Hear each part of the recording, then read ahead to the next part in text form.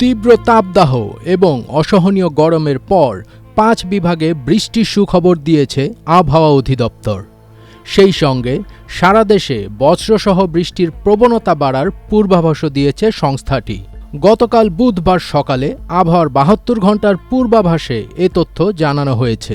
আগামী ৫ থেকে ৬ দিন দেশের তাপমাত্রা অনেকটা স্বাভাবিকতার দিকে চলে আসার সম্ভাবনা আছে। যেসব অঞ্চলে বৃষ্টিপাত হবে দেখা যায় বাতাস হচ্ছে, ঝড় হচ্ছে, বজ্রপাত হচ্ছে এবং কিছু সময়ের জন্য বৃষ্টিপাত হয়ে গেছে। পূর্বাভাসে বলা হয়েছে আজ বৃহস্পতিবার সকাল ৯টা থেকে পরবর্তী ২৪ ঘণ্টায় চট্টগ্রাম ও সিলেট বিভাগের কিছু কিছু জায়গায় এবং ঢাকা, ময়মনসিংহ ও বরিশাল বিভাগের দু-এক জায়গায় অস্থায়ীভাবে দমকা অথবা ঝোড়ো হাওয়া সহ বৃষ্টি অথবা বজ্রসহ বৃষ্টি হতে পারে।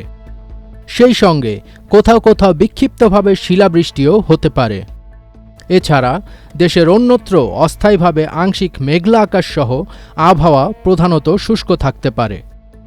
দেশের পূর্বাঞ্চলে দিনের তাপমাত্রা ১ থেকে ২ ডিগ্রি সেলসিয়াস হ্রাস পেতে পারে এবং অন্যত্র তা প্রায় অপরিবর্তিত থাকতে পারে। সারা দেশে রাতের তাপমাত্রা ১ থেকে ২ ডিগ্রি সেলসিয়াস হ্রাস পেতে পারে। তবে বুধবারের পূর্বাভাসে জানানো হয়েছিল চট্টগ্রাম ও সিলেট বিভাগের দু-এক জায়গায় অস্থায়ীভাবে দমকা বা ঝোড়ো হাওয়া সহ বৃষ্টি অথবা বজ্রসহ বৃষ্টি হতে পারে এবং সেই সঙ্গে কোথাও কোথাও বিক্ষিপ্তভাবে শিলাবৃষ্টিও হতে পারে। এছাড়া দেশের অন্যত্র অস্থায়ীভাবে আংশিক মেঘলা আকাশ সহ আবহাওয়া প্রধানত শুষ্ক থাকতে পারে।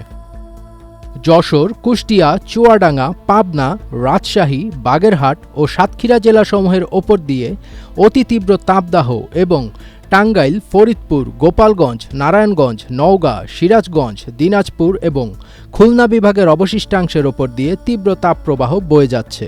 দেশের অন্যত্র মৃদু থেকে মাঝারি ধরনের তাপপ্রবাহ বয়ে যাচ্ছে এবং তা অব্যাহত থাকতে পারে। তাপমাত্রা আমি যেটা বললাম, আমরা চুয়াডাঙ্গাতে রেকর্ড করা হয়েছে ৪২.৭ ডিগ্রি এবং ঢাকায় রেকর্ড করা হয়েছে গতকাল ৩৭.৪ ডিগ্রি। আমি বলছি ৩৭.৪ ডিগ্রি ঢাকার তাপমাত্রা, কিন্তু একজন মানুষ হয়তো ফিল করছে তার চাইতে বেশি, হয়তো ৪০ বা ৪১ ডিগ্রি তাপমাত্রা ফিল করছে। যশোরে দেখা ৪৫-৪৬ ডিগ্রি ফিল করছে।